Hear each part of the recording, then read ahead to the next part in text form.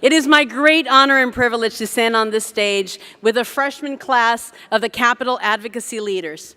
Capital Advocacy Leaders launched this year with 40 dedicated advocates ready to engage face-to-face, consistently and insistently with both houses of the California State Legislature.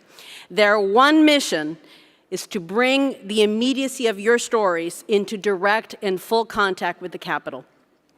Each of these 40 leaders have adopted one key legislator in their home district and are hosting visits in their schools, engaging district offices, organizing brown bag sessions at the Capitol, and joining us in testimony when we speak in committee hearings.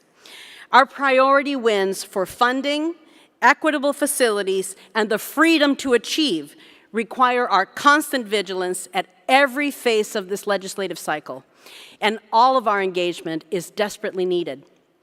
Each of our initial 40 leaders today received a pin that they're wearing today in recognition of their leadership. If you see them in the hallways, please ask them how you can engage more deeply to advance our advocacy efforts in your district. This fall, these wonderful 40 will be joined by 40 new leaders, and next year, 40 more, until we have every single legislator held to account for every single vote, every single comment, and every single deal that advances or holds back our movement.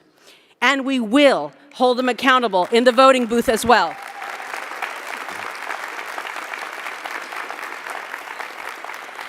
Our CAL efforts in the Capitol are already paying off.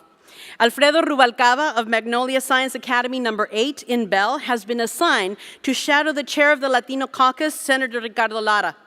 Alfredo knows that Senator Lara cares very much about the Dreamers, those students who were brought to the United States as undocumented migrants by their parents and who now see the bright promise of their impressive academic achievements dimmed by the complication of their status.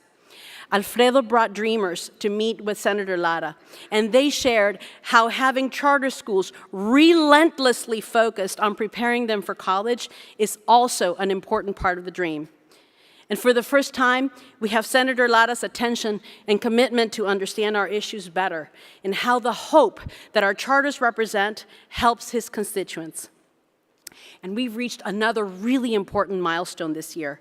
For the first time in more than a decade, a freshman Democratic legislator has agreed to author CCSA-sponsored legislation.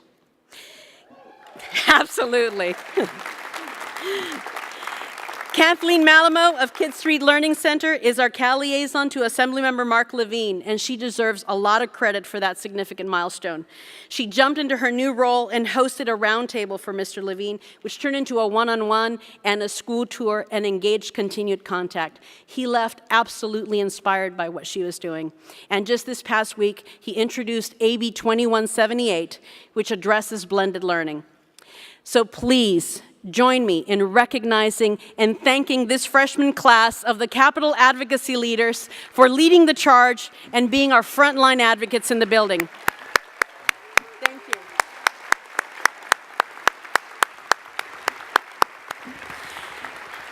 Now, you know, advocacy is not something that only the professional class of advocates do, our CAL liaisons, or even your CCSA government affairs staff. Our success and our very existence is a threat to many. And the better we get as a movement, the harder they come.